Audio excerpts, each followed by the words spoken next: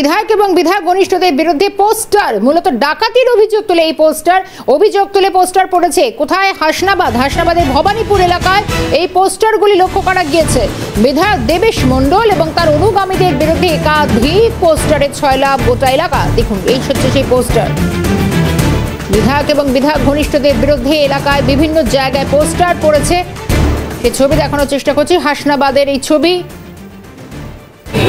Vote আবহের মধ্যেই বিধায়ক এবং বিধায়ক ঘনিষ্ঠদের বিরুদ্ধে পোস্টার। স্থানীয় বাসিন্দারা যাদের নজরে এসেছে এই পোস্টার, তারা কি দেখছেন, কিভাবে গোটা বিষয়টি তারা প্রতিক্রিয়া দিচ্ছেন, একবার শোনাবো।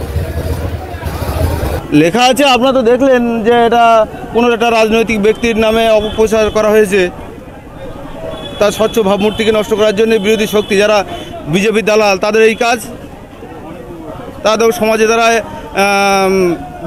এটা সমাজের তারা কলঙ্ক, দেশের কলঙ্ক আমার মনে হয়। সাত সকালে পোস্টার যার নামে লাগানো আছে, এখন বর্তমানে ধরতে গেলে ভবানীপুর 1 এবং 2 নম্বরের যে দায়িত্বশীল যে ব্যক্তি, তার নামেই দেওয়া। এবং আপনি তথাকথিত ভবানীপুর অঞ্চল সব জায়গায় বিস্তীর্ণ, প্রত্যেকটা এলাকায় গিয়ে সেই মানুষটার নামে আপনি খবর নিয়ে দেখতে পারেন।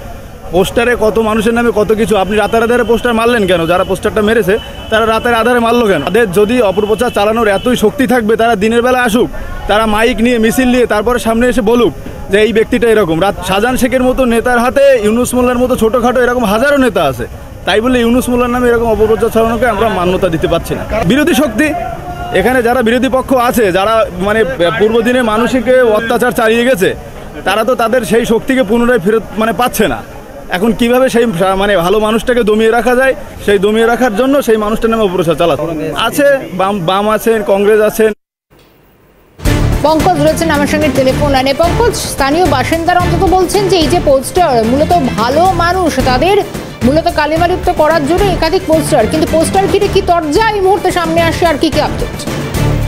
দেখা পরিবেশটা একদম আজকে সাত সকালে রীতিমতো এই পোস্টার ঘিরে কিন্তু এলাকায় চাঞ্চল্য সৃষ্টি হয়। পোস্টারে যেটা দাবি করা হয়েছে যে বিধায়ক ও বিধায়ক ঘনিষ্ঠদের বিরুদ্ধে ডাকাতির অভিযোগ তুলে পোস্টার বলা হয়েছে। সেখানে অভিযোগ করা হয়েছে যে এলাকায় যে মেসে ভেরিগুলো আছে সেখানে রাতের অন্ধকারে বন্দুক দেখে ডাকাতের সমস্ত পরিকল্পনা ওই বিধায়ক ঘনিষ্ঠ ইউনুসের বাড়িতে সাজানো হয়। তারপরে তোলাবাজ ইউনুস বিভিন্ন রকম কিন্তু ভাষায় আক্রমণ করে পোস্টার লেখা হয়।